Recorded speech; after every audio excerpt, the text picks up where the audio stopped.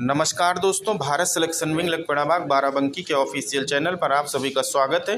Dictation Ramdhari Gupta, खंड 2, प्रतिलेखन संख्या 8, स्पीड 80। स्टार्ट होगा 5 सेकंड बाद। महोदय, दूसरे शब्दों में आर्थिक, व्यापारिक, निवेश और तकनीकी कारणों से द्वितीय महायुद्ध के बाद और शीत युद्ध के दौरान एशिया के देशों में पुनः धुंधलापन पैदा हुआ।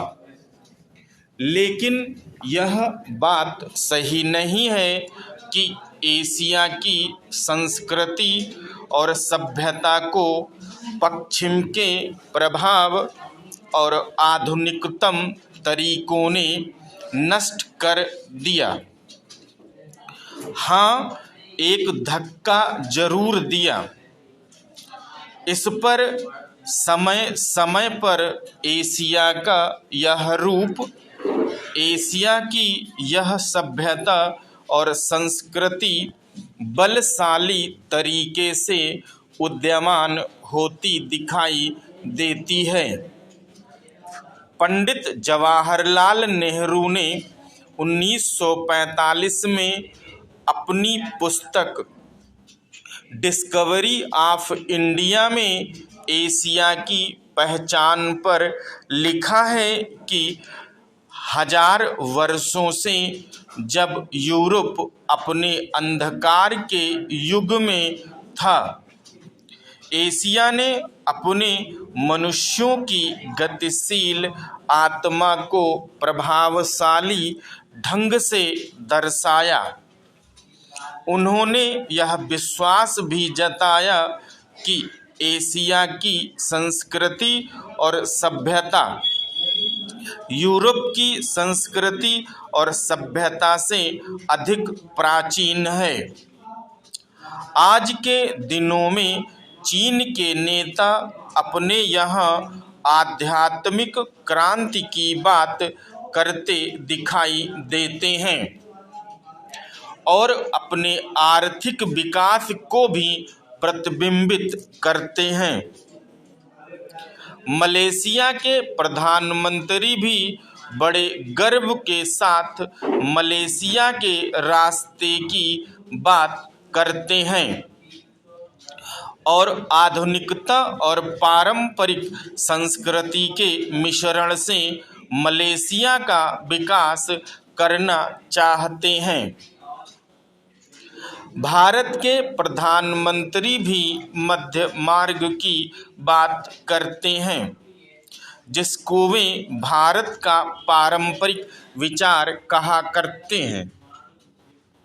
वियतनाम ये यशस्वी नेता भी साम्यवादी विचारधारा को पारंपरिक सहिष्णुता के अनुसार ढालना चाहते थे। एशिया के इन सब नेताओं की समय समय पर की गई घोषणाओं का वर्तमान संदर्भों में पूरा अर्थ लिया जाना चाहिए, जो एशिया की पहचान को नए सिरे से बनाने में सहायक सिद्ध हो रहा है। यहाँ यह भी बताना उचित होगा कि हाल के वर्षों में एशियाई देश, विशेष रूप से पूर्वी एवं दक्षिणी पूर्वी एशिया के देश, एशिया के सुदृढ़ देशों के रूप में उभरे हैं और इन देशों की आर्थिक विकास की दर विश्व के किसी भी अन्य देश के आर्थिक विकास की दर से अधिक है तथा इनके आने वाली शताब्दी में विश्व आर्थिक व्यवस्था के निर्माताओं के रूप में उभरने की आशा है। आर्थिक सफलता की इन कहानियों का श्रेयस्कर मुख्य रूप से अनुशासित कार्य, किफ़ायत एवं बचत की उचित दरों जैसी एशियाई विशेषताओं को जाता है तथा इनसे देशों की जनता के जीवन स्तर में सुधार आया है और एशिया की पुनः खोज जैसा वातावरण बन रहा है।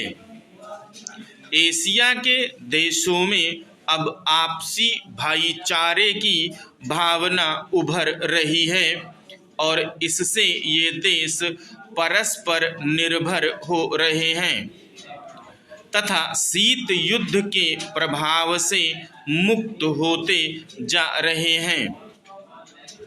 हमारी सरकार ने अपने एशियाई पड़ोसियों के साथ बेहतर संबंध बनाने में पहल करके इस बदलते रुख के प्रति सकारात्मक रवैया अपनाया है। इन सब प्रश्नों का जवाब आज उपलब्ध नहीं है, लेकिन सनय सनय इन प्रश्नों में ही इसके उत्तर मिलेंगे। एशिया अपने इन उत्तरों के रूप में एक नया एशिया को जन्म देगा और अपनी एक नई पहचान बनाएगा। यूरोप और अमेरिका ने आधुनिक औद्योगिक विकास में फर्क पैदा किया है।